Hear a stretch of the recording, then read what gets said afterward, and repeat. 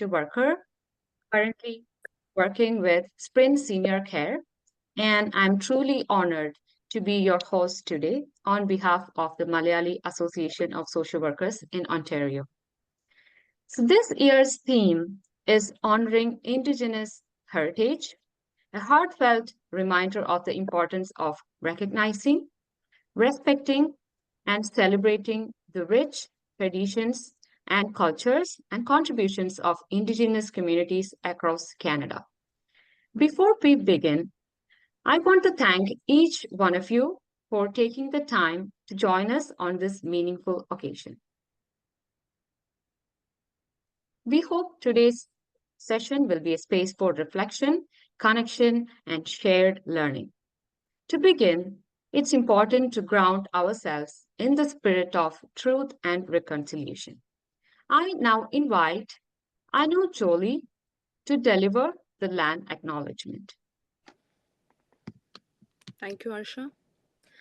As we gather virtually today from across Ontario to celebrate the Indigenous Month, we begin by acknowledging that the land we are on is the traditional territory of many nations. These include the Hanishinaabe, the Haudenosaunee, the Wendat, and the Mississaugas of the Credit, and other diverse First Nations, Inuit, and Métis peoples who have lived in and cared for this land since time immemorial. We honor the enduring presence, wisdom, and contributions of Indigenous peoples. We recognize that Ontario is covered by many treaties, including Treaty 13 and the Williams Treaties. As settlers, including those of us who are part of the Malayali diaspora, we reflect on our responsibilities to learn from and stand in solidarity with Indigenous communities in their ongoing efforts for truth, justice, and reconciliation. Let this acknowledgement mean more than these words. Let it inspire action, humility, and deep respect for the Indigenous peoples whose land we now live and work on. Miigwech, Nani, thank you.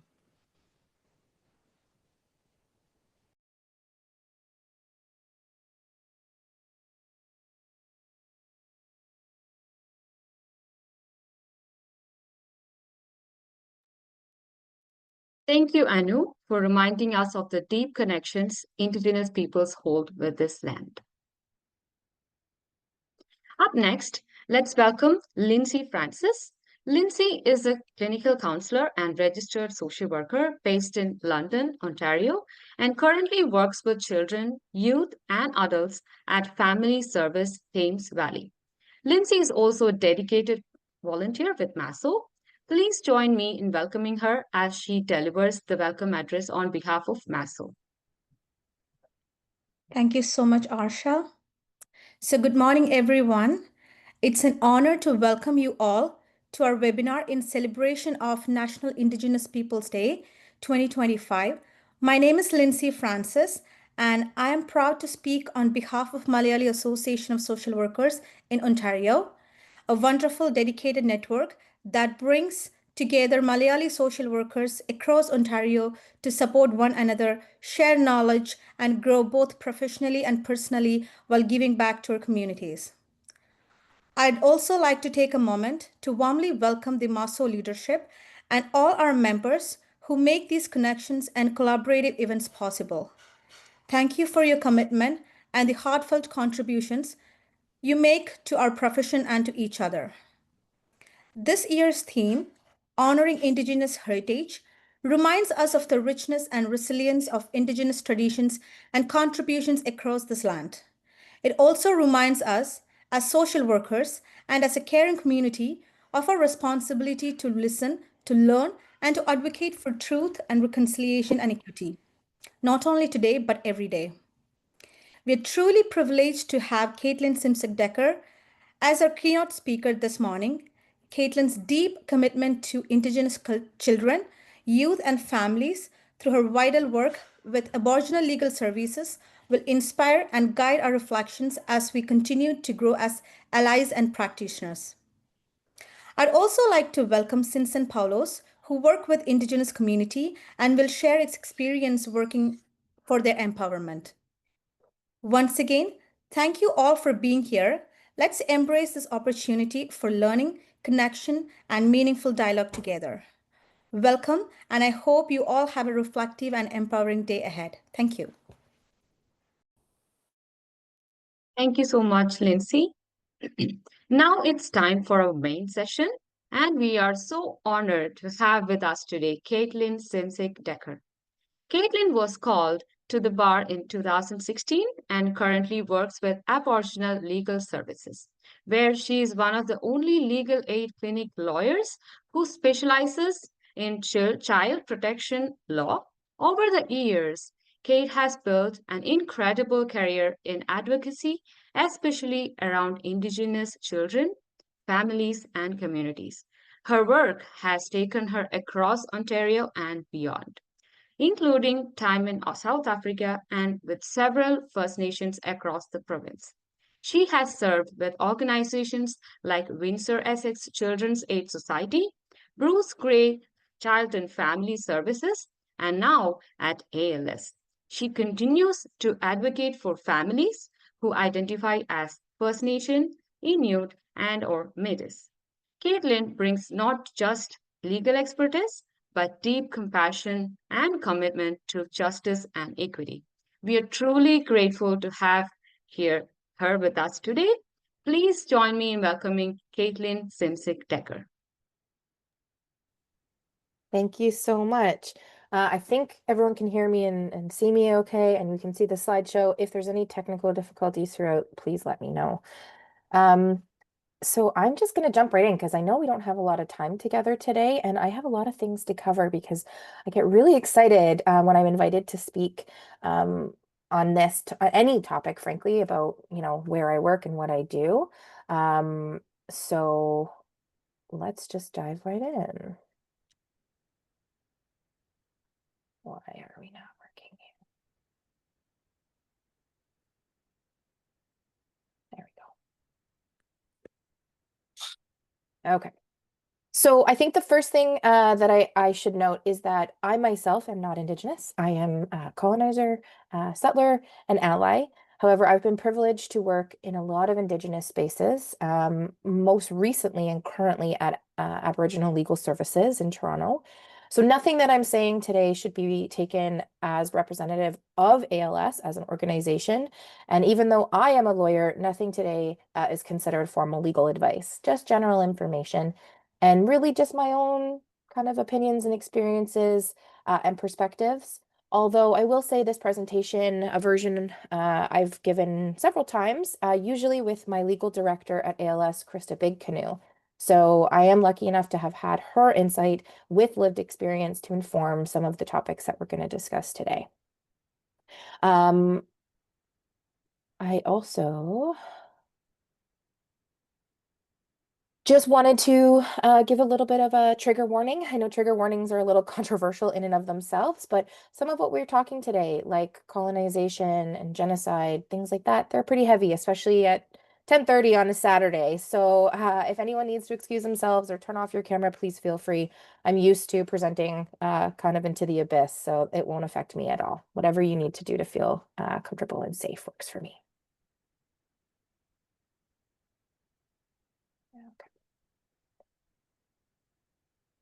The problem is I'm using two different screens and my mouse does not want to cooperate. There we go.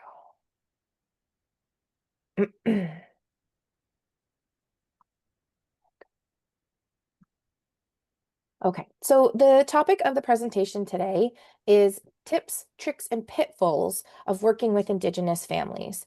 So I think the first tip that I have is make sure that you are referring, no matter what line of social work you're in, child protection or otherwise, make sure you're referring or at least know where to go to find places to refer, a list of places to refer your clients to that are Indigenous-led, Indigenous-run, and community-based.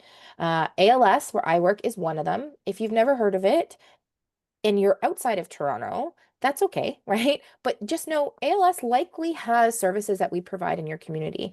We are all over Ontario, primarily in the GTA, but we have court workers, GLADU writers. A GLADU report is something that specifically happens in criminal law, but we have resources all over the province. So if you have a family or a client or a service recipient and you aren't really sure where to send them, they're having difficulty finding a lawyer, they just need to talk to somebody, get some referrals, send them to us. We have intake, basically open office hours every day of the week, and child protection intakes with me are on Thursday from 10 to 3. But like I said, we have elders on staff, we have victim rights advocates who can support people if they have to go to police and make a statement, or if they are in a trial and they're the victim/survivor. We have all sorts of resources, so ALS is certainly a good place to start. Now, before we dive into the other tips and tricks, I think it's important just to have a foundation of what it is that we're talking about. I won't spend very long on this slide because, frankly, I went to law school for 3 years and a year of articling, and I feel like I still don't fully understand all of this. So even if we had 4 years together, I'm sure that we wouldn't have enough time. So in Ontario, essentially, there are two um, main areas of law that you need to think about when you're thinking about the legal context of child welfare. Now, I know some of you are sitting here saying, I am not in child welfare. I hope this whole presentation isn't going to be about child welfare. It's not. But I think it's important to understand the importance of child welfare, especially when we're talking about Indigenous peoples, families, and communities, because of the legacy of residential school. I am not going to be speaking about the historical context, residential school, 60 scoop, millennial scoop. I'm going to assume that all of you as professionals at least have some general understanding. If you don't, I'll let you go do your own research. And after the presentation, I'm going to be sharing not only this PowerPoint, but Krista Big Canoe, my legal director, has put together a series of secondary documents, some videos, some reports, a lot of really good things that will kind of point you in the right direction. So I'll be sharing that afterwards. So I'm going to breeze through kind of that historical context today. So like I said, in Ontario, when we're talking about child welfare, we're talking about basically the CYFSA, the Child, Youth, and Family Services Act, which is literally a set of laws. You can look it up online. It is very long. It is very confusing in many ways. And not only do you have the CYFSA, you have something called regulations. Regulations are like footnotes that are part of the CYFSA, but if you opened it, imagine you had a book, the CYFSA would be a complete book. The regulations would be a little tiny book that kind of go along with it. So they're not immediately attached, but both are really important.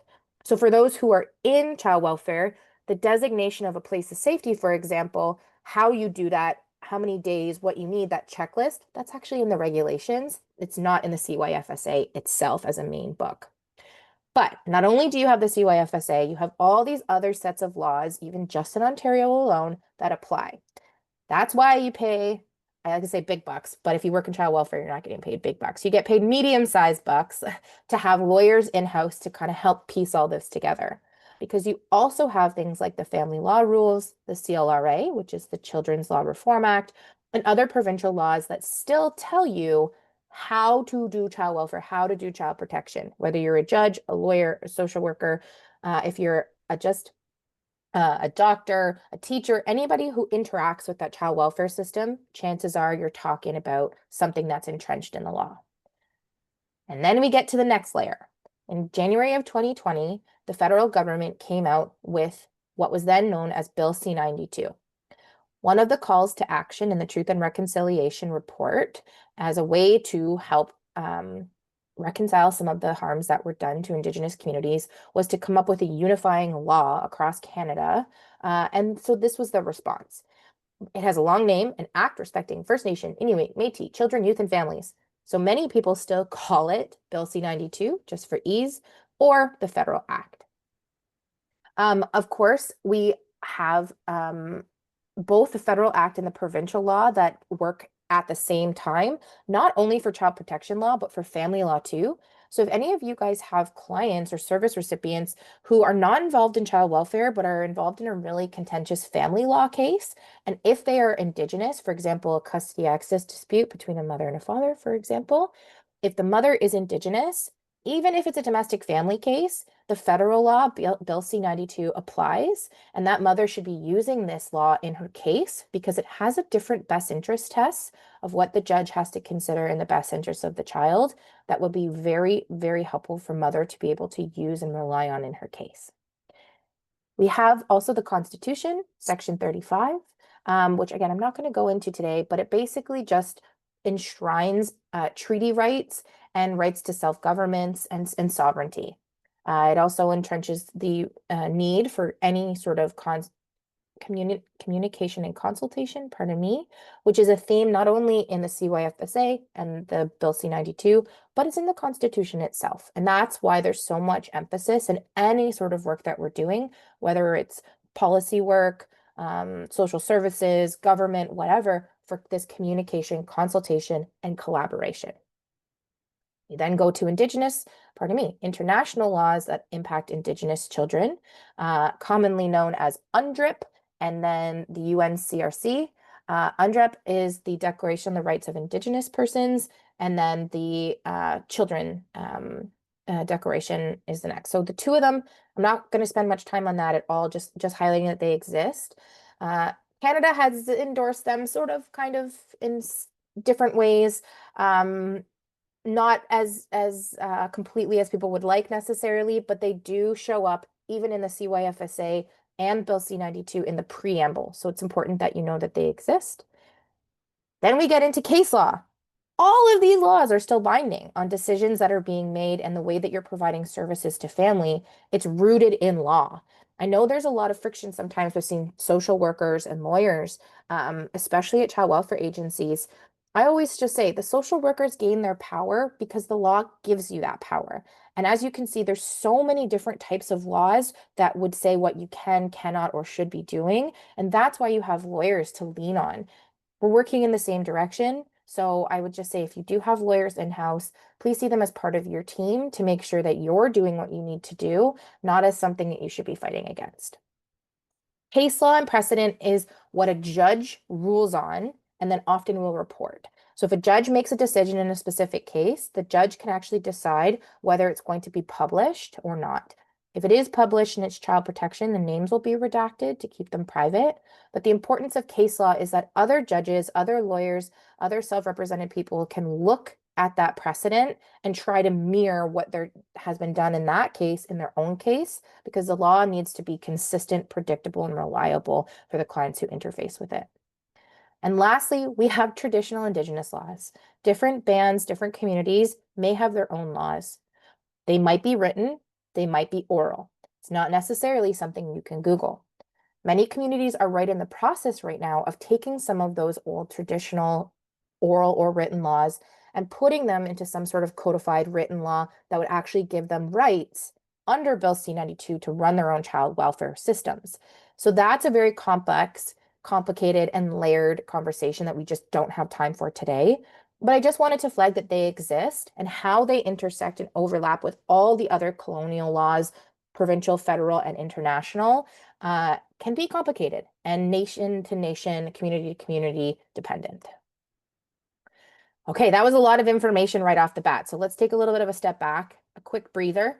I will say in your work, your day-to-day work, there are little things that you can be doing in addition to these big picture things that are going to help make a difference in terms of how your work is being received. So the first one I would just say, know the difference.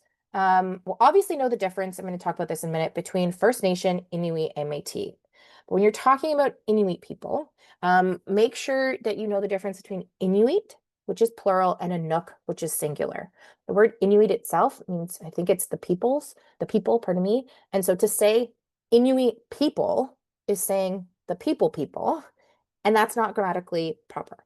To say an Inuk woman or an Inuk community might be proper, but just know that there is a difference between the two.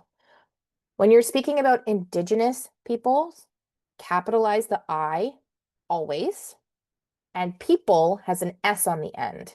Today is National Indigenous Peoples Day because there are different peoples, different nations, different communities that are very distinct, and so the S is very important. When you're writing the word Métis, Okay, make sure you put this accent aigu over the E. I know it's a little bit tricky because not all keyboards are automatically controlled, and you don't automatically have that option unless you're French speaking, for example. Your cell phone, if you're typing on your cell phone, should autocorrect. If it doesn't, and you're on your computer, for example, there's shortcuts. So I think it's if you push the Alt key, ALT, hold it down, and then press the code 0233, it should automatically change if you highlight it. Or honestly, what I do, I just go to Google and I write the word Métis and then copy and paste, or I have in my email an E that's just saved. I just copy and paste it. It's important that you don't forget this accent because it is significant to recognize sort of the French history for Métis people. And to take that accent aigu off, it just shows that you're too lazy. And it's sort of minimizing their story and their legacy and their history as well. So I know that I have had some friends who've worked at Métis Nation, and it is one of the main things. If you work in that organization, don't you dare send an E without an accent aigu. So just make sure if you're working with Métis communities, you take the time, all of 30 seconds to do that. Much like Inuit and Inuk, Anishinaabeg is plural, Anishinaabe is singular, and there are many different ways to spell both. So just make sure you're speaking to the community that you're working with, the person that you're working with, and you have the correct spelling, and grammatically, you sort of know the difference. If you don't know, it's okay to ask, right? Don't assume. It's just going to be something I talk about in a moment. But some of these things can be tricky, and it's okay to just ask to clarify. Okay, so my first tip, there's just so much about Indigenous people and Indigenous communities that you just can't learn about from Google. I have some friends who say, oh, I'm very familiar with that, community. I drive through it all the time in the summer going up to my trailer. I get gas there. No, that does not mean you've had meaningful experiences in the community. You Google, sure, you can go to the community website and you can start to learn some, but there's just so much that you can't know. So as a worker, if you are serving an Indigenous community, number one, if that community is within your jurisdiction and your supervisor approves you, I would encourage you to reach out to someone from that community. Usually it's a band representative, or if they have a social worker, reach out, introduce yourself, put a name and a face. I would say band reps are extremely busy, so don't automatically just pick up the phone and say, hi, I'm so-and-so. I'd like to come and visit you. Can you take me on a tour of your community? That will not go over well. That's not what I'm saying. I'm just saying try in a very humble, respectful, curious way to make a connection. Often I have had great success. I've moved around a lot across the province, and anytime I get to a new jurisdiction, I will ask someone who's a representative, who's a brand rep we're working with, and then you call them and you could say someone very wise, like me, Kate, once told me you can't service a community without being to the community and learning from someone who's part of that community. So I'm wondering, what do you suggest that I do to learn more about your community? Is there a training? Is there something I could do? Do you have open community hours? Do you have any public events that I could be part of? What do you suggest that I do? And see what they say. In my experience, I've often been invited and I spend a day out there. Sometimes my whole team has been invited. Indigenous communities often, in my experience, are very receptive. They're very welcoming and warm. It's just how you approach them. Certainly, like I said, with humility. Don't come in saying, I was told I need to come and see you. When are you available? Not going to work. Okay, so my next tip for you guys is to make sure you know the difference between not only First Nation, Inuit, Métis, but know the difference between status, citizenship, and being a land claim beneficiary. So First Nation, I'm not going to go into the nuances of each community. Just know that the three are extremely distinct. They all fall under the umbrella of Indigenous, and that's the word that we use now. We don't use Aboriginal, we don't use Native or other, which I'll talk about again in a moment. But Indigenous is sort of the umbrella term, and in Canada, certainly when we speak about Indigenous or the communities that I'm able to serve at the legal clinic are restricted to First Nation, Inuit, or Métis. If you are First Nation, it's not guaranteed, you may have eligibility or you might qualify for status under the Indian Act, which is a law that is very complicated, has done a lot of harm. But to this day, some First Nation people actually find some comfort in having that status. So don't assume the clients you're working with, the Indian Act necessarily is something that they hate and wish didn't exist. It's complicated. Status, you literally get a card. If you qualify, there's a process for application. I'm not going to get into that, but you would probably have a card that would confirm that they have status. If you are Métis, you do not have status. Status is distinct to First Nation communities, also known as bands. The word band is a very colonial word, so often not something that we should be using in the work that we're doing. But citizenship is what Métis folks might have. Métis Nation of Ontario is a organization that does grant citizenship cards sometimes. That has also been controversial around eligibility. The Supreme Court of Canada in Powley decision actually came up with criteria for what it means to be a Métis person.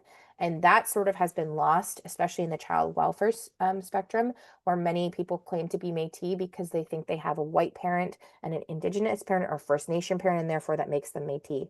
That is not the case. Okay. Métis people are very distinct community culture with very distinct histories and traditions, and they would qualify for citizenship potentially. And then Inuit do not have status, they do not have citizenship. Of the Inuit territories up north, I think there's 4, maybe 5, forgive me, I'm forgetting, early Saturday morning, they may be a land claim beneficiary, which would be a totally distinct application process, a different roster, a different set of documents you complete. And it's still important that you do that. In fact, if you're working in the child welfare sector, under the CYFSA, there's laws that put requirements on child welfare organizations in terms of having to, if you have a child in foster care, you have to take steps and within pretty strict timelines to get your child their status citizenship or their land claim beneficiary status. So just flagging that you should know the difference. The next tip is a pretty quick one. Just make sure you know the name of the community that you're working with and that you're pronouncing it properly. I often will write down phonetically the first time I see a new community. I'll ask, how do you pronounce it? Write it down phonetically and then practice it, practice it, practice it. And it's better to try and then have them corrected instead of just saying the band, because they know that you're not even bothering to try. Many communities have worked really hard to reclaim their traditional names, and their ancestors have suffered atrocities and because of that name and what it represents. So it's a really big deal for them to be using their traditional names. Respect that. Another tip I have, if you forget how to say the name, go on their website. A lot of communities on their website actually have a little box that say how to pronounce it, or you can call their office and you might get a voicemail that says how to pronounce it too. So that could be a helpful hint. My next tip is a very, very important one, and that is to be authentic when you are working with any Indigenous person or any Indigenous community. When I started working at Aboriginal Legal Services, I was very overwhelmed because I am a white woman, and for me to be in this Indigenous space with Indigenous clients, most of whom are having the worst and most traumatic experiences of their lives because their children are taken or they're involved with these, agents that represent legacies of historical trauma. Who am I as a white, formerly blonde, now almost gray lady? Who am I to be at this table telling these clients, what they should and shouldn't be doing? And I have a friend who is a circle facilitator, a knowledge keeper extraordinary named Wendy Stewart. And she said to me, she's Indigenous, and she said, Indigenous people have a high bull crap radar. She did not use the word crap. We have to for survival, is what she said to me. So if you are lying or you are being unauthentic, they're going to know. And that is not going to create any sort of trust or foster communication and will be a serious barrier, especially for me as a lawyer, where I have to create an environment where my clients are not only letting their guard down like emotionally, but spiritually, where they feel safe enough to tell me what their true instructions are and what they really want. That's something that my boss, Krista Big Canoe, had said. To be a lawyer at ALS needs to lawyer differently. I need to physically and the way that I present myself, what I wear, where I sit in the room, the trauma-informed approach that I take, everything that I do needs to be done in a way that's going to create that spiritual safety, the physical safety, the emotional safety. Sometimes it may mean bringing an elder into the room with me, so it's not just them sitting with this strange white lady trying to, tell their whole story. Sometimes it may be to have medicines present, which I'm going to talk about in a bit. But how you create that safety might just be to ask, right? What is it that I can do? Where can we meet? Maybe meet outside, right? Instead of coming to your office. That can be a big difference. Having a support person present. All those little things can certainly open up and create that safety for you to feel authentic, for them to feel more authentic. And just know sometimes you're going to have to show some vulnerability, whether you're in child welfare, medical field, education field, whatever. Your position comes with power and authority, whether you feel like it or not. For an Indigenous person to walk into a medical office is a very scary thing. To walk into a courthouse, to walk into a children's aid society, that is a very overwhelming thing. I guarantee you their nervous system is already going to be heightened, and that power dynamic is there whether you want it to be or not. So if you're working at an organization where you try to promote truth and reconciliation, usually that's done with the slogan, nothing about us without us. And so to really promote that, you're going to have to do things that open up spaces for them to be able to feel that you can be trusted. I do that by sharing a personal anecdote. So often that's going to be just something about myself. I went to 21 funerals by the time I turned 21. That's true. I often share that because Indigenous clients of mine have typically experienced a lot of loss and grief, and that kind of helps them say, oh, right? She doesn't, okay, she might know actually what I'm going through or have an idea of what I'm going through. Also, I swear a lot. I swear with my clients, and it sort of feels, I think, at first like when you were a kid and you saw your teacher swearing and you were like, oh my gosh, they said a bad word. But it makes them laugh. It makes them trust me because the stuff we're talking about is hard and it deserves a swear word attached to it sometimes. Not everyone is going to feel comfortable swearing. Obviously, I don't swear at them. I just swear sort of like, in conversation. I don't describe the social worker as a swear word or profanity, but it gives them the freedom to swear if they want. I often say to my clients, you censor yourself so much in everyday life, you don't need to censor yourself with me. Okay, couple more quick tips and tricks, and we're going to move right along here. I'm speaking really fast because there's a lot of things to cover, so I hope you're keeping up with me. Reda, can you help Papa with the stuff? Oh, I think maybe someone's not muted, but that's okay. We're going to keep going right on. So the word reserve is a community that under the Indian Act was portioned off and given to Indigenous people. Usually it's not great land, swampland, not really good rich farmland.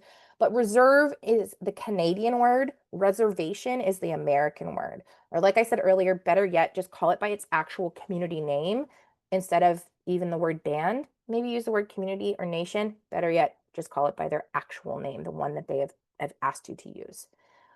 Miigwech is a word that means thank you, but every region, every dialect spells it different. It does not apply to Inuit people. It does not necessarily apply to Métis people. It's very distinct to different, even Cree, which are a group of First Nation individuals, they do not use the word miigwech. So make sure you know if the person or the people you're dealing with in your work actually in their language have that word.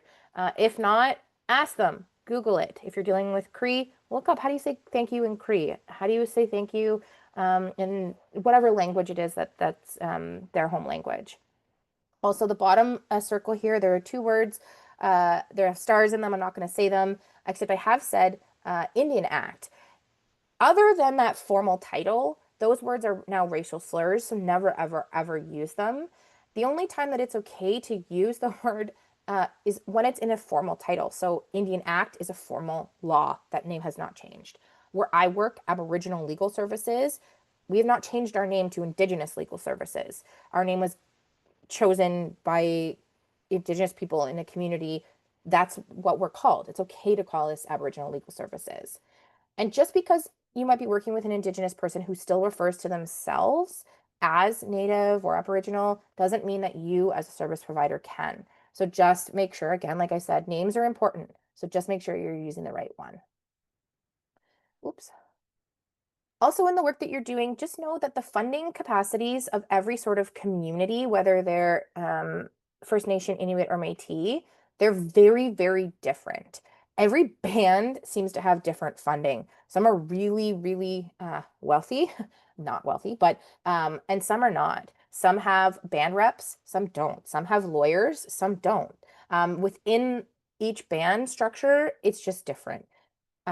TI is an organization, and I'm going to have some resources from TI that are circulated with you. So I'm not going to say their long name because I butcher it. I know I just told you to figure out how to say it, and I know I'm not taking my own advice, but TI is an organization that does represent Inuit communities.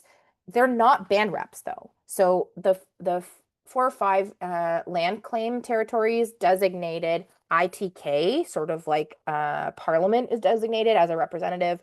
ITK then designated TI as a representative for child welfare. So TI is who you would serve court documents to, or you could call TI and say, I have an Inuit client, they need some supports. TI is who you call. But TI is not a band representative, right? So they do have standing in court, but they don't act the same way, or they don't take as much participatory rights as a band representative would. And their funding is very different than First Nation communities, and they do not have anywhere near as much money allocated because it's through the provincial government most of the time and not the federal government. Inuit children are not eligible for Jordan's Principle funding. If you don't know what Jordan's Principle is, please look it up. And if you have First Nation client, please make sure they know that it exists. But Inuit families are not eligible for Jordan's Principle. They are eligible for a provincial equivalent called Children's First. So that's a completely different set of documents and a completely different framework that they would apply for funding for specific needs for a child. And Métis folks, they don't have any of those things. Métis Nation of Ontario is not a band. They do not have standing like TI does. In fact, you should never be serving MNO with court documents. They're basically just an organization in Ontario that came together because Métis people didn't have that sort of structure and they were falling through the cracks, especially when they were interfacing with the child welfare system or other social systems. So Métis Nation has a lot of different services, a lot of court worker support, victim support, family well-being supports, all sorts of supports. But in court, very different. So just make sure you know for your specific client and your specific family what kind of supports and standing and structures available. Like I said, that's why lawyers are important. Okay, next one is to be an advocate and advocate. If you are an organization who services Indigenous communities and you don't have medicines available, please speak to your supervisors and ask. That's tricky because you can't just get them off Amazon. You can't just store them in a drawer. They're sacred medicines, right? They are spiritual, religious, active medicines that have life force in them. So to be given a bag of sage and then to put it in a drawer, that's not okay. Make sure you know how they're to be used, stored, offered. There's a protocol that goes with it. For example, if you're on your moon time, which is your monthly period, you as a woman cannot be smudging because that's when you're at your most powerful. So you would be taking medicine, the power away. So I would just say, certainly make sure you have them, offer them to clients, but also just make sure you know there's a protocol and you should be speaking with Indigenous communities and leaders to figure out whether you are following that protocol properly. Even if you were dealing with Métis or Inuit clients, ask, offer, don't assume that they wouldn't want medicines. Inuit people do not smudge traditionally. They do not have powwows.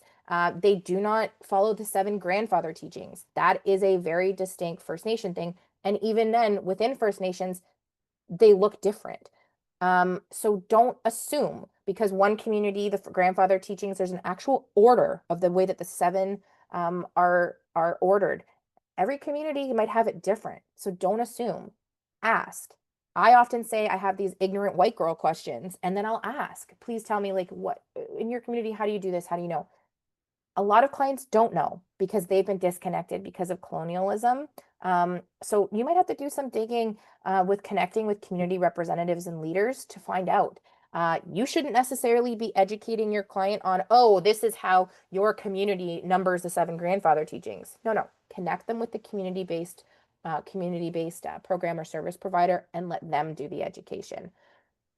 A word of caution, because many of you on this call today have probably done a lot of degrees, diplomas, certificates. You may even have, background in Indigenous studies.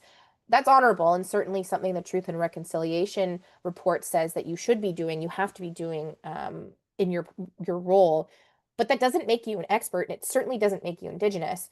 And I almost feel hypocritical sitting here today speaking to you as a white woman, telling you about how to work with Indigenous communities. But as an ally, certainly I've learned a lot the hard way. And I am not an expert and I am not an Indigenous person. And I remember I recently worked on a project where the person doing the report was Indigenous. And I kept saying, Indigenous people like this. And the Indigenous clients I work with, say this, feel this way. And she was very offended by my tone. I was speaking on behalf of my own experiences, but the way that I said it, she was like, I am Indigenous. Don't tell me what Indigenous people like, right? So you have to be very careful. Even me now, I make that mistake all the time. So just coming with that humility, don't take up too much space. You should not be the one educating them on Indigenous issues. You should not be the one saying, oh, this is what 60 Scoop is. This is what residential school is. They may not want to know, right? And it's not up to you. That's why they have elders and traditional teachings and supports in place. And there's a lot of resources available in the community that you should just be connecting them with. Okay, I'm mindful of time, so I'm going to still keep going really quickly. I think this is a very self-explanatory one. Access to justice and being able to ensure that your clients and your service recipients are receiving your work, whether it's in court or not, is done in a good way. It's just you need to be empathetic. This whole system is triggering. It's traumatizing for anybody, not just Indigenous communities, but a bunch of strangers, especially if you're going to court, walking in there. Often children maybe have been apprehended, brought to a place of safety, and they're at court. And here I am as a lawyer about to stand up there and say some of the worst things that these individuals have ever heard about themselves. The least I can do is go introduce myself. The least I can do is go look them in the eye before I do that and say, my name is Caitlin. Have you spoken to duty counsel? Would you like some medicines? Have you seen your worker today? And just make sure they know who you are, especially if you're a worker or a supervisor of workers. A supervisor is a very tricky role because you're often seen as sitting in the office in this like ivory tower where you don't actually know the family. You should go to court. I know you're busy. Go to court. Because when the worker says, sorry, I have to talk to my supervisor and get approval, if they don't know who you are and you're making these decisions for their family, that's going to affect the working relationship of for your worker and the family because you're now seen as this rubber stamp, this authority. How is that nothing about us without us if you can't even spend a couple hours on the first court date after an apprehension at court? If there's a circle or mediation, you better be there.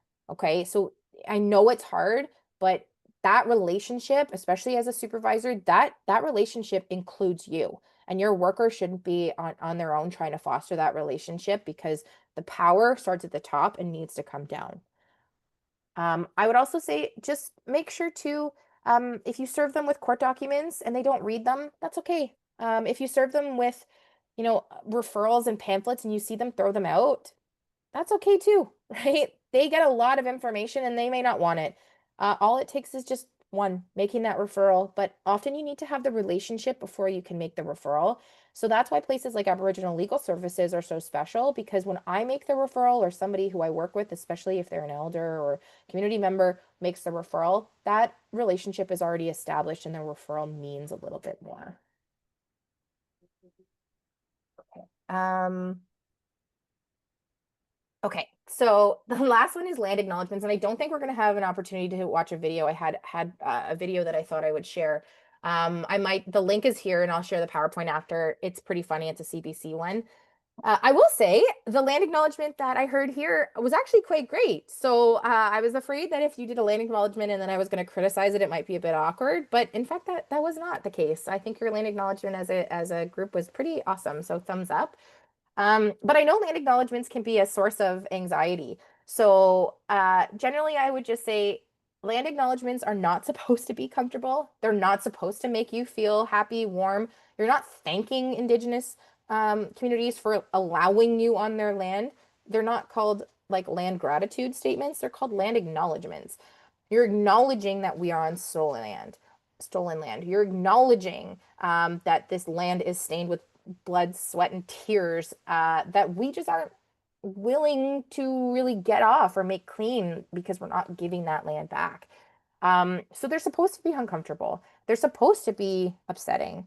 And generally speaking, I would say that there's three components of a land acknowledgement that I think you guys hit all three. There's the script, right? Part one is whose land is this? Where are we? Part two of the script is, what is the land and when are there treaties? What are the years, the dates? And then the last part, the third part, the most important, is the personal connection. So one land acknowledgement, yours was so great. I'm not even going to repeat the example I had, but I will say the when I was at Children's Aid for over a decade, I would give the scripted land acknowledgement of whose land I was on, what the treaties were. And then I would say, as a representative of Children's Aid, I appreciate that I am part of the living legacy of the residential school system.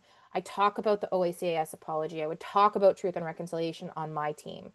When I was on a hospital board of directors, it was a Catholic hospital. So I would talk about the harm that the church, I'm a Catholic person, I was raised Catholic, that they cause and have caused, and my role in that, and how we can actively take steps within the hospital setting not to perpetuate that harm. Um, if you're trying to do a land acknowledgement and you can't find any information, that's part of the land acknowledgement. I once did a conference in Blue Mountain and I was trying to find out where the village, it's called the Village of Blue Mountain, where it was situated, and I couldn't find anything. It was like there was this gap. Well, that's because of colonialism and commercialism, because that's a tourism site, right? So that was my land acknowledgement. Whoa, we skipped ahead here. But I know I'm going to have to skip a little bit because I think we're already getting close. I want to leave some time for questions for me too before I jump off. The duty to report is a very complicated thing in your work that you're going to be doing. And I think it's often seen as, if I don't report this child, I have reason to believe the child is not being taken care of, that it's a crime. You will go to jail. Now, technically, under Section 125 of the CYFSA, technically speaking, yes, there is an offense that comes with it if you don't report. I will say I have never in all my years actually heard of that happening.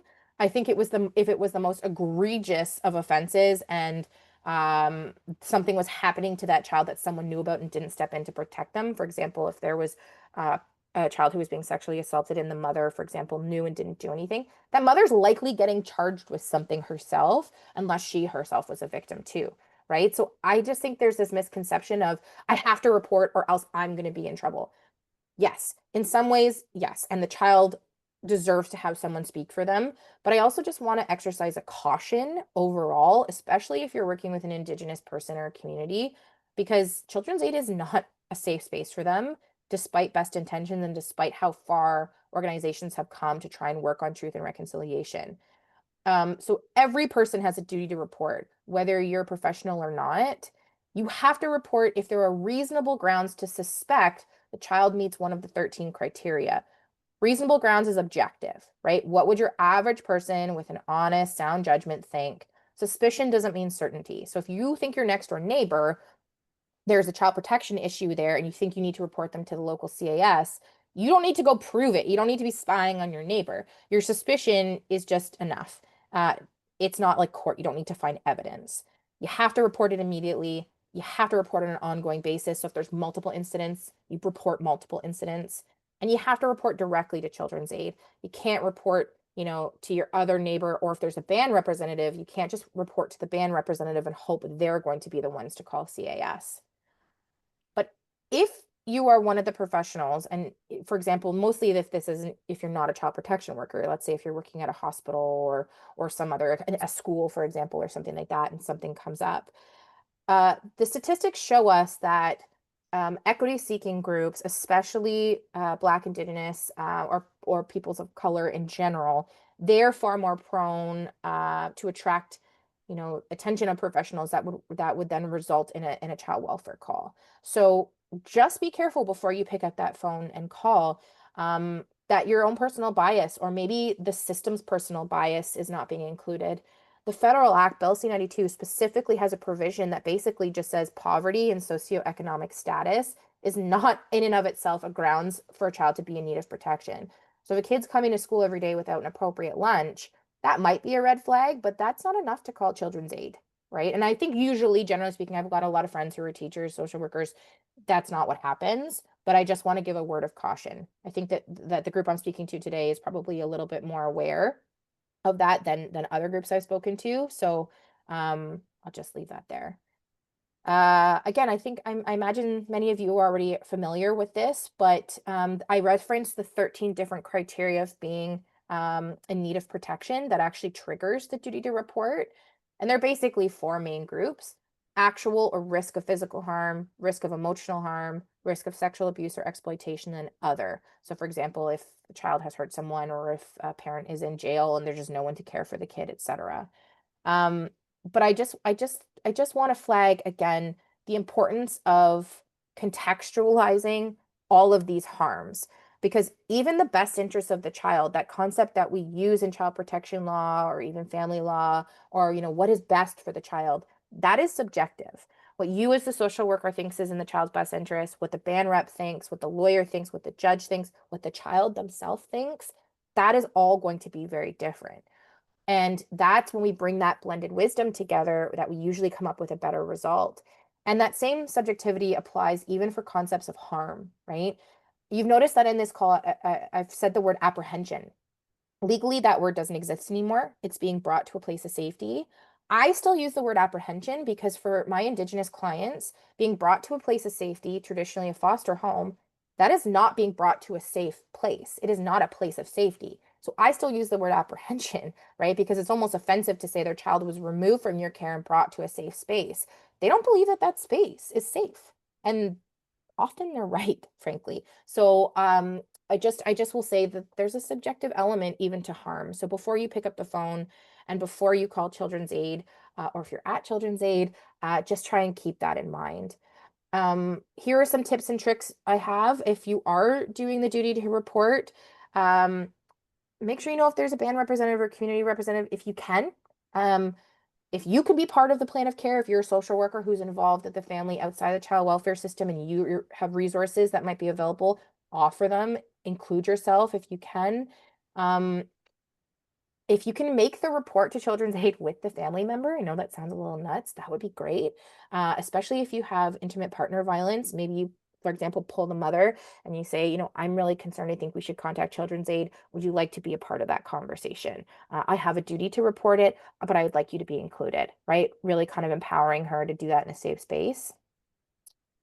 And I just want to know you to know quickly that I think we only have a couple slides left here, but that all of this duty to report actually falls within a bigger legal framework for privacy and personal information. So also in January 2020, the same time that the Federal Act Bill C-92 came out, the CYFSA, the provincial law, was amended, and this whole big section called Part 10, Part X, like Roman numeral 10, was introduced.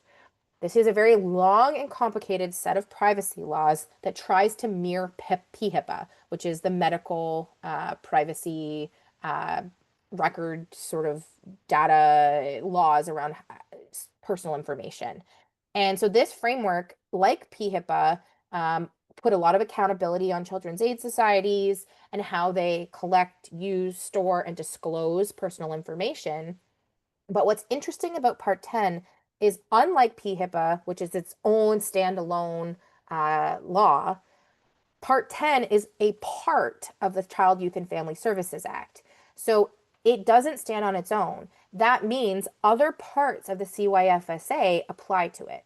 So Section 1 of the CYFSA says the overarching number one purpose of this entire law is to promote the best interest, protection, and well-being of children. So everything that comes after that has to make sure that it promotes that primary purpose. So how you deal with privacy, how you deal with someone's personal information has to be aligned with the protection, best interest and well-being of children.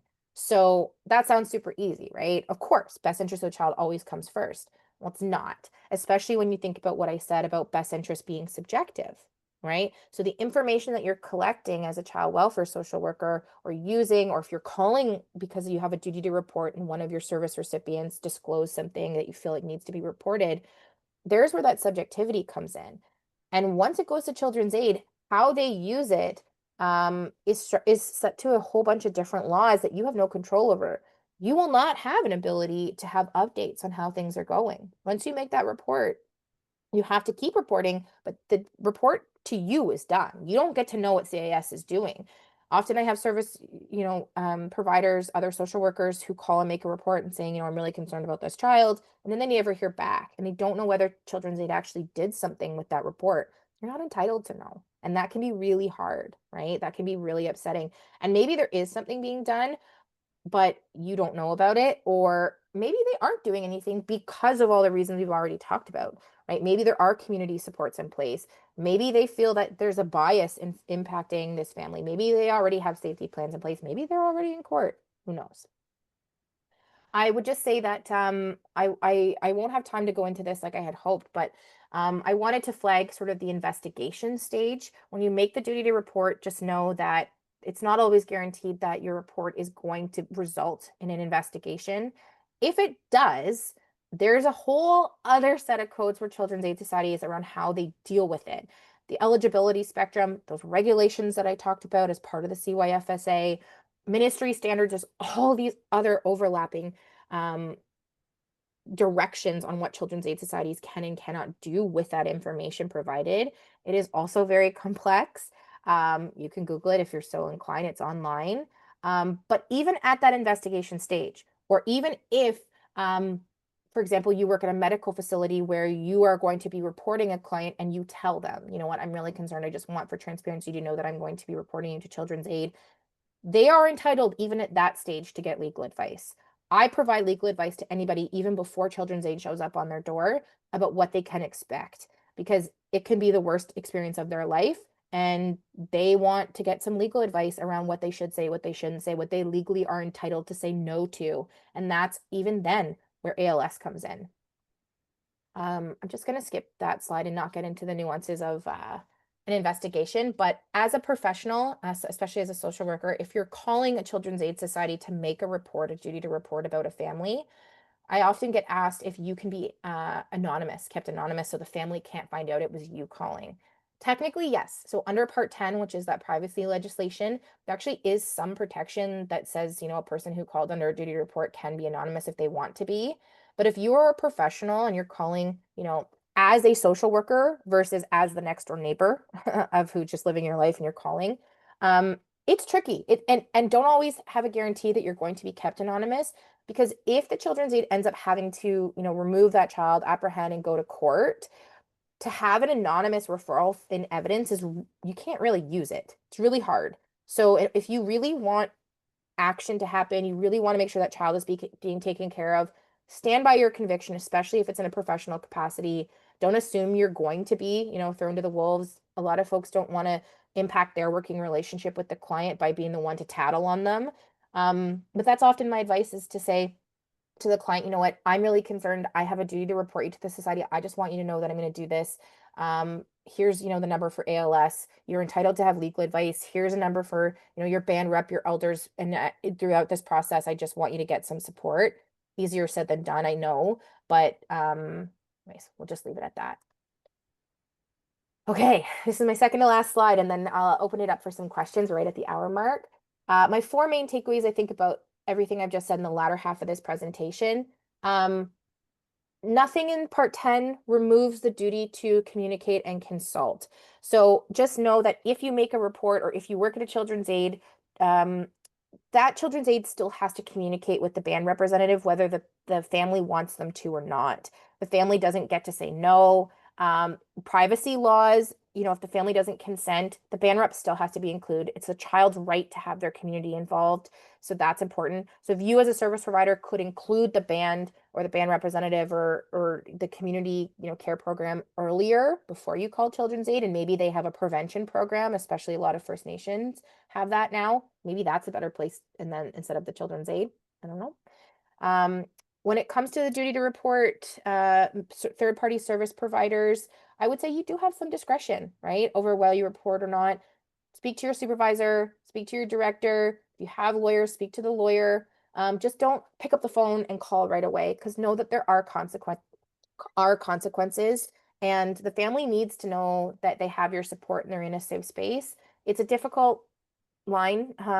You want to protect the child, but you also don't want to isolate the family. So use your network, use your supervisors, and seek legal advice wherever you can. Know that clients or patients, service recipients, they have legal rights every step of the way involved in the child welfare system. And that takes us to the last point. Please connect them with ALS or any local friendship centers or Indigenous-based, Indigenous-run programs in your area. Métis Nation, like I said, have court workers all over the province. Connect with them, and they will probably be the better ones to support your clients through this process. And last but not least, my final tip, and I think this is the most important, please conduct yourselves with courageous leadership, especially for those of you who may be young in the profession, newcomers, women. It is going to be difficult to come into a bigger organization, whether it's Children's Aid, a hospital, whatever it is, a bigger organization as a social worker, and see a decision being made or see a family being serviced in a way that you just don't agree with. I know firsthand how challenging this can be as a young woman. I often was told by more senior, often social workers, supervisors, directors, I've been doing this for 30 years. I know what I'm talking about. And I hate that. That triggers me. Don't say that. Don't ever say that to a young professional in the business. They have something to say and a perspective that needs to be at the table.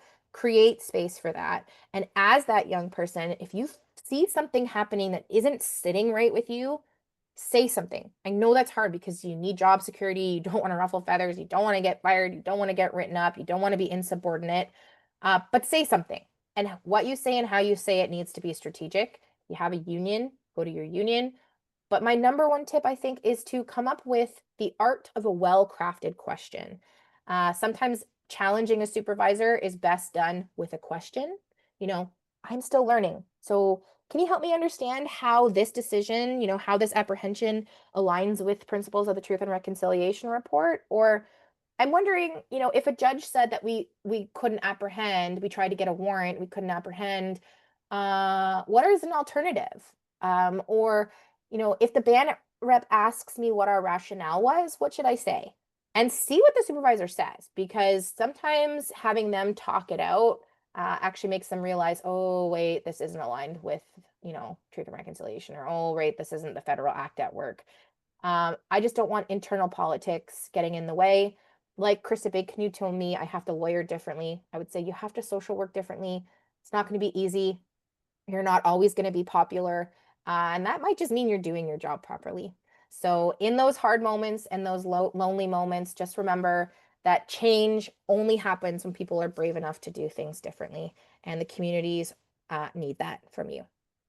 So I think I am right at my hour, almost over. Sorry about that. But I will open the floor now to questions. Thank you so much, Caitlin, for such a powerful and thought-provoking session. Your perspectives on Indigenous rights and advocacy were incredibly valuable.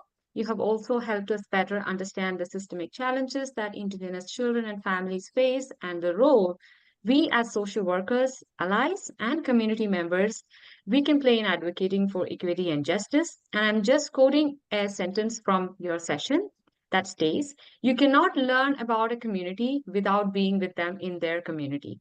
So, on behalf of our entire MASO team and everyone present here, we sincerely thank you for sharing your time, your expertise, and your heart with us. We are truly grateful. And next, we will hear a personal reflection from Simpson Polos, a registered social worker based in Thunder Bay, Ontario. Simpson currently works with partners in rehab, where he provides counseling services and supports clients in accessing community resources and financial assistance. He also plays a key role in educating clients about new government programs, helping them navigate available supports effectively. Please join me in welcoming Simpson as he shares his experience and learnings working with Indigenous community. Thanks, guys. Hello, namaskaram. Good morning. I'm really honored to be here as part of this meaningful Indigenous People Day event. So initially, to be honest, I was thinking I could just share some structured and structured notes here. But then now I realized this is not a time to share a lot of structured notes or sharing a lot of things. So I will take only 5 minutes to share my experiences. So it's regarding my work experience, my study experience when I was doing my developmental services worker program and personal support worker program. I've been working in Thunder Bay as a registered social worker, and before that, as a developmental services worker, supporting children with developmental disabilities through these roles. I've had the privilege of working closely with indigenous individuals, families, and communities, especially those from from the reserves. So I would just share about Thunder Bay, a little bit about Thunder Bay, because I never traveled any other places other than Thunder Bay. Thunder Bay is the most beautiful place in Ontario province. It's located on the traditional territory of the Anishinaabe people of our William First Nation under the Robinson and Robinson Superior Treaty. Um, Many First Nation people come here from remote northern communities for education, healthcare, housing, or sometimes even due to evacuation. Uh, so they are facing a lot of problems, like not a lot, but they have a lot of problems for sure. It's a systemic racism, homelessness, addiction issues, lack of cultural safety in mainstream services.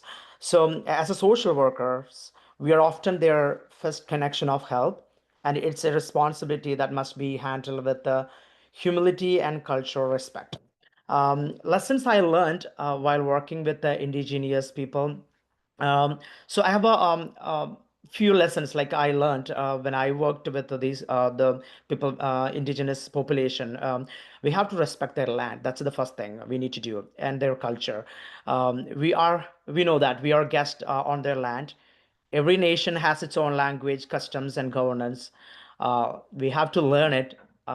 We have to respect it. That's a very important factor whenever we work with the indigenous population. And the thing is that don't believe stereotypes. That means not all indigenous people are drug users or lazy. These are dangerous colonial narratives. They are survivors of deep trauma. We know that residential school tragedies, family separation, especially when I was working with the developmental services worker. People with kids with developmental disabilities. We can see a lot of kids are coming from separated families, and we have to speak with openness. That's a very important factor when we are working with the indigenous community. Many of us, like Malayalis, are come from respectful, community-oriented culture. So use that in our advantage. Be kind, listens deeply, and don't hesitate to ask questions.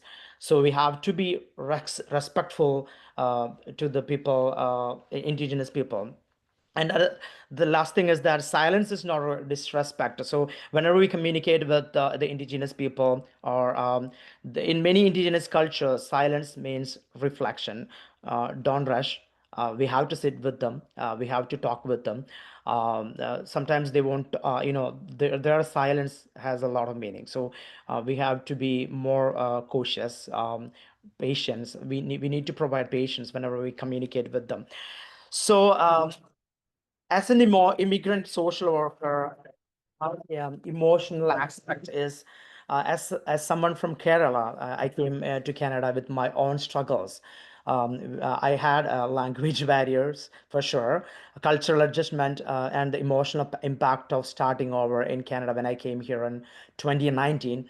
So, but when I began working with Indigenous communities, I realized we share some deep similarities. For example, like that means we both value family, tradition, and community. If we work closely with the indigenous people, we feel the same cultural aspects like for family and tradition and community. We both faced a displacement in different ways, and many of us carry generational pain that we are still healing from. This helped me connect with clients emotionally, not as someone about them, but as someone walking beside them. So I had a case study, but I'm not going to share the case study with you because we have already 10 minutes late. I think, yeah. So it's nothing like I'm not going to explain it. So it's basically people comes from the northern regions. We have to help them.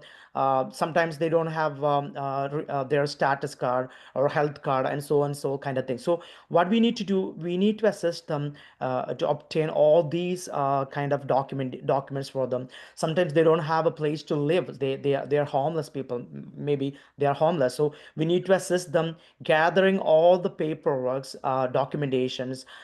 Then we need to apply for the housing programs, or we need to apply for the health card, renew the health cards, or there are indigenous housing program in Thunder Bay City. So this is a long process. If they don't have documents, we have to be with them to access all these documents. So we need, like I said, we need to be more patient to in working with indigenous community.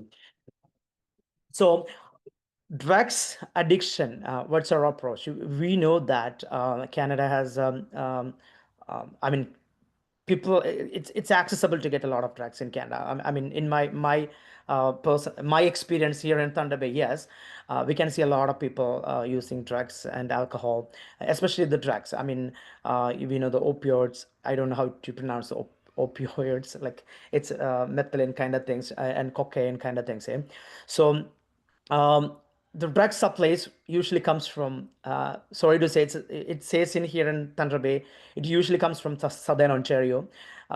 People are traveling from southern Ontario to in Thunder Bay or northern areas, getting a lot of drugs. So what's our approach to the community? Like, we need to work with indigenous clients who uses substances. Don't shame them.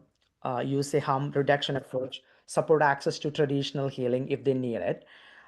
Always provide choices, not commands. So I know there are a few our social workers are working with the community, those who use substances. It's not easy job working with people with addictions. I mean, we have indigenous communities organizations here. They have addiction counseling, addiction therapy, and so kind of things. Like I said, it's not an easy process. It's not easy to work easy working with the community like me. We have to go to the community buildings, those who use a lot of drugs, and every day we've been seeing a lot of issues here. But if somebody comes to us, we don't need to be judge them. We provide them a proper care. I mean, approach them like, very calm and quiet, and don't fight with them, don't comment them, don't say racistic words towards them, and always provide the choices.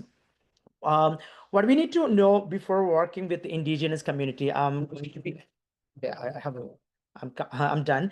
So we have to learn their history. We know that, especially the residential schools, colonization and treaty rights that they have. So it's very important before we working with this community.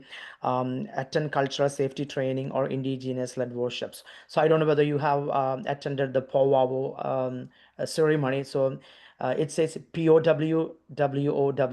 So we can watch those videos in online YouTube videos. So here in Thunder Bay, we can see that ceremony every time. Especially there is a mountain here, Mount Mackay, and there are some indigenous organizations. They conduct the powwow or smudging, the indigenous ceremony. So it's very nice, and it's very the tradition. So we need to feel the tradition of indigenous community. Um, and working with indigenous agencies is one of the an advantage. So if we get a chance to work with an indigenous community or volunteer in an indigenous community, it's very important. We will get a lot of information from them. So then our language, we have our own language, our own accents. I always have issues with my accents. So accents are very important working with especially with the indigenous community, because they have their own language. For example, Anishinaabe language, Ojibwe, like so and so kind of things. So working with the elders, our English may not be good, so we may need to use a very precise, clear communication is very important. Working with indigenous community, so never approach with the judgment, always with the humility, curiosity, and respect. So my conclusion is, um, so People's Day is not just a celebration. It's a reminder of the land we live on, the people who were here before us, and the role we play as settlers, immigrants, and helpers. As a Malayali social workers, let's continue to. There are three things I just wanted to say: learn, learn with an open heart, support with the compassion, and stand beside indigenous people with humility and respect. That's all I have. So എല്ലാവർക്കും നന്ദി. Thank you, Miigwech, and thanks, Masu, for this opportunity. Thank you. Thank you so much, Simpson, for your heartfelt sharing. Now we'll be moving forward with a short question and answer session of Caitlin. If you have any questions, please feel free to drop them in the chat or raise your hand. Yes, Neeraja?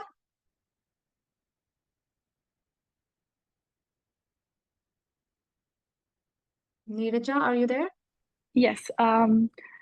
Hi, Caitlin. My name is Nirja. I'm a social worker. And your presentation was wonderful. It was really meaningful. So I have a question for you. Can you hear me? Yes, we can hear you. Okay. So what steps can we take to address and deconstruct stereotypes about Indigenous people within our own communities, like particularly among Malayali social workers? It's a really great question. I think my first one is when you hear or see something, call it out. Especially with your peers, to be that courageous leader that I was talking about at the end. It sometimes it can be difficult, especially if the person who's like saying or doing something that's stereotypical is your boss, right? That can be really difficult. So that's where that sort of those creative questions, well-crafted questions I was talking about. I think also maybe this is more of like a professional, like a business tip, but even speaking of your own experiences, right? Like if you hear something stereotypical, I'm sorry, the other speaker, I didn't have my camera on, I missed his name, but what he said was like, I was nodding. I think my head was, and my neck's getting sore. I was nodding so much. But just to say, oh, my own family experience, or interesting because, when my family, addiction, my grandfather was, and tell your own story about, your experiences, and how that wouldn't feel good if someone said that about your family. If you do, talk about this session, right? Say, oh, I heard Caitlin from Aboriginal Services speak, and she once